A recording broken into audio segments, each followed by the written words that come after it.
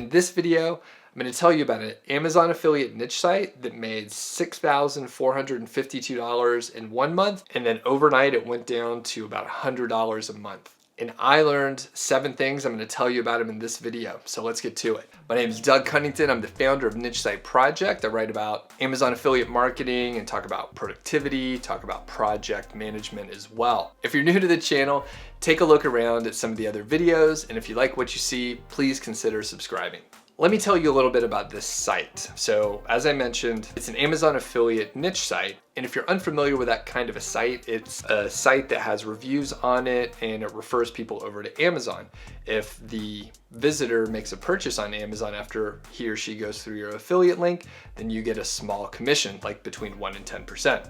So I had one of these sites going and it was doing well. It was actually my first Amazon affiliate niche site, and it started growing pretty quick. In fact, let me describe the earnings for you over the couple months. I wrote them down, so I'm just gonna look here. I started the site in July of 2013, and by August, it made $20. September, it made about $120, and then October, it made $500.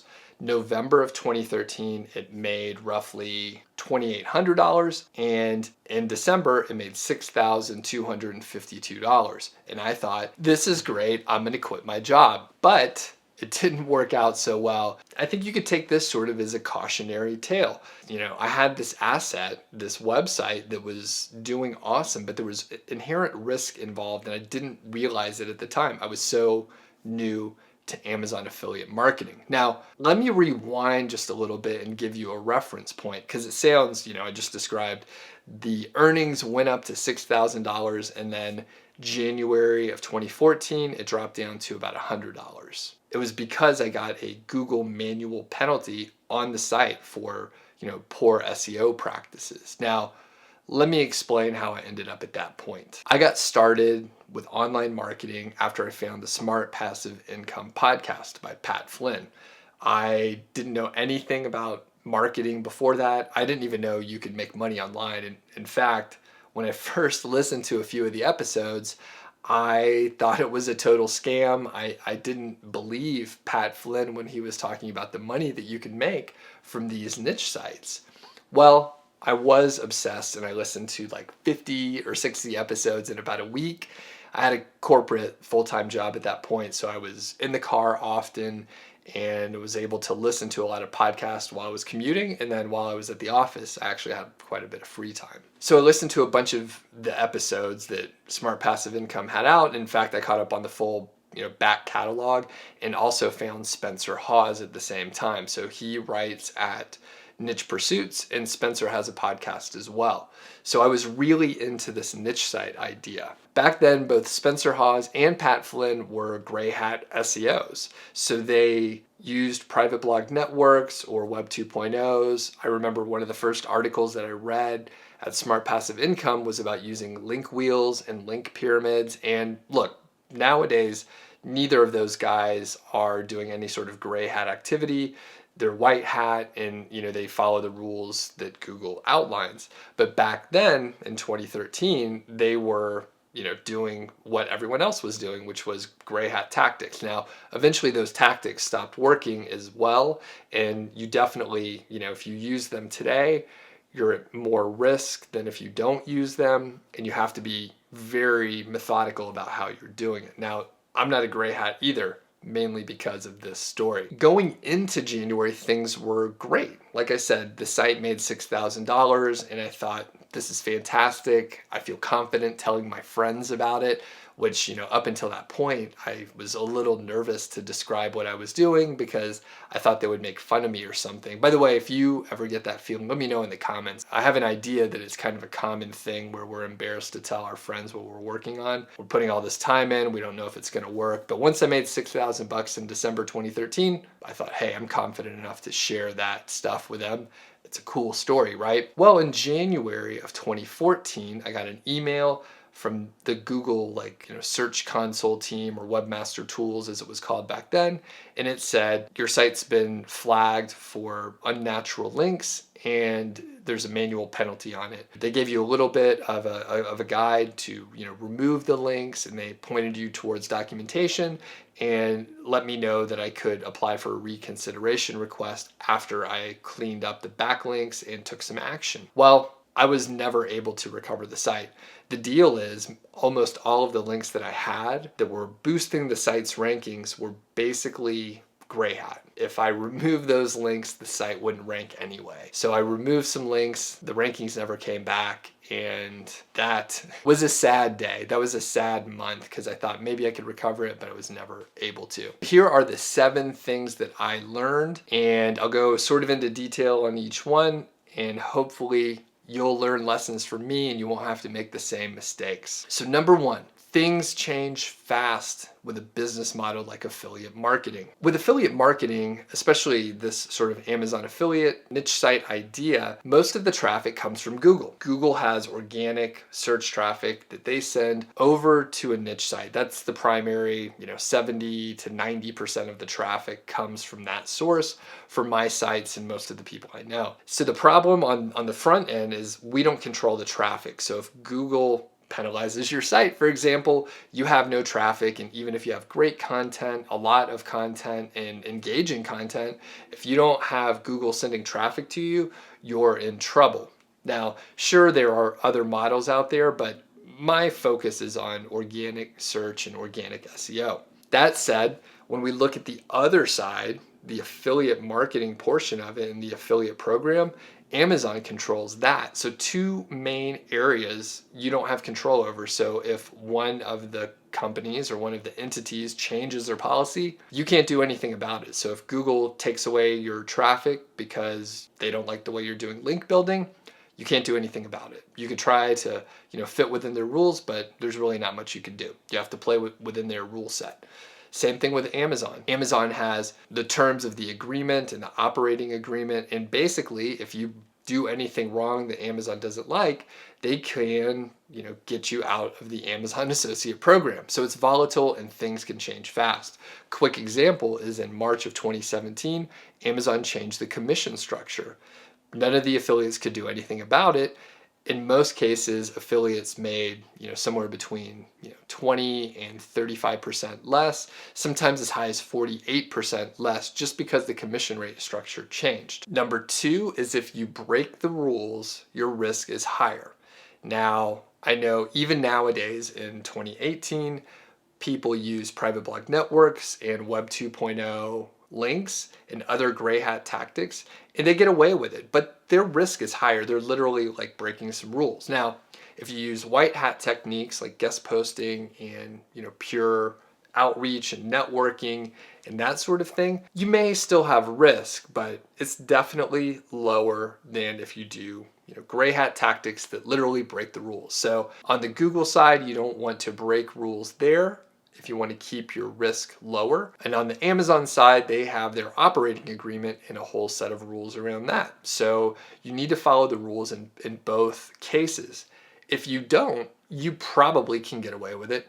People can get away with it for a long time. But at some point, you could get in trouble.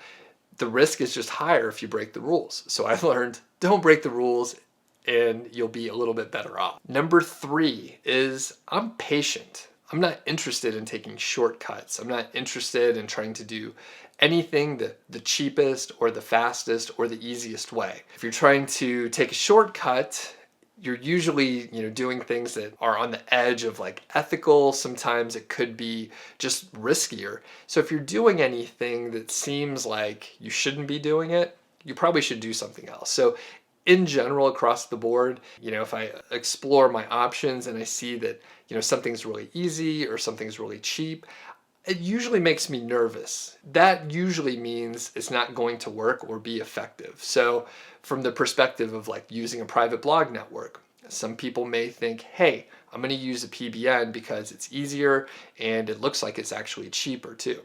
And logic tells us if it's cheaper and it's actually easier, everyone would do it, right? Everyone would do that thing. So So I learned I'd rather take it a little bit slower. I'm patient and I can take advantage of the fact that I'm in it for the long haul. So I believe, taking a white hat approach has more longevity. Sure, it might take you a little longer, but your site will be more valuable in the long run to other people that may want to buy it, and then it'll probably be less risky overall. Number 4, don't panic. Be calm. And when I first got the email from Google, I was freaked out and a little upset, right? I had this site that was making hundreds of dollars per day and it evaporated overnight. It was very scary. So I didn't like that at all. But the thing is, if you're panicked, if you are making irrational decisions because you're all worked up, it's not going to help anything. So I'm generally pretty calm. I had not been in a business situation like that where I owned, the resolution to the problem and it directly hit my income. In my other full-time job, the performance wasn't directly related to your pay, which is kind of weird, but that's just the way the corporate world works. So in this case, I owned it and I did remain calm. There were probably a couple days or a few hours on that first day where I was very upset. But eventually, if you can make rational decisions, treat it as a business decision, take your emotions out of it, you'll be in better shape. Number 5, if something's cheap or easy, it's probably not going to work. So back in the day, like I said, I remember reading some stuff on smart passive income or on niche pursuits where it said, yeah, you may be able to go to Fiverr, you may be able to buy some links and it'll be, $5, or maybe you could upgrade the gig and pay a little bit more. But essentially it's super cheap and it's a shortcut. So kind of going back to the point I said before, if something's cheap or easy or fast or it's too good to be true, it's probably not going to work. And I take that to heart now. There's so many tactics that people try and throw out and tell you, hey, you can do a bunch of social sharing and you can do, Web 2.0 blogs and get links to your site. Is it something you could do for cheap? Sure. Is it actually going to help anything? Probably not. And most of the time, if people are recommending something and it doesn't add up, or they say it's going to be cheap and easy and all you have to do is pay a few bucks a month, they're probably selling something. They're probably selling you some product, and whatever case study they're sharing with you supports you buying that product, right? Like they're just trying to sell you something. Number 6, being the boss isn't easy. As I mentioned before, I hadn't been in a situation before where my decisions directly impacted my income, but this was exactly that. If you have a job, you have a person designated to help you deal with tough decisions and guide you. It's your boss. Or maybe it could be bosses. I know when I was working, I had like 4 or 6 bosses at any given time, but someone is guiding you through, tough decisions. But if you're an entrepreneur or if you work for yourself in some capacity, number 1, you're the only one to blame. Number 2, you have to figure it out. You're the only one that can make the decision. And number 3, not only do you have to make the decision, but usually you have to make a decision with incomplete data. That happens constantly. We almost never have all the information we need.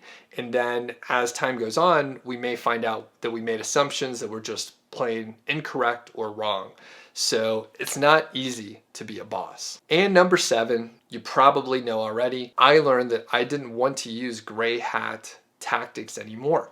The risk was just too high, and I'm a fairly risk averse person, and if I have the option to do something that's less risky, then I'm probably going to do that. So I actually continued to use gray hat techniques for another few months until I got penalized again. That is another story for another day. But overall, I learned that I didn't like getting that email where I had this asset that was probably worth over $100,000. Tremendous amount of money. It was worth so much money, and it literally went away overnight and the value went down to almost nothing. Sure, I had some content, but that's only content. It's very cheap compared to the overall value, maybe a few $100s.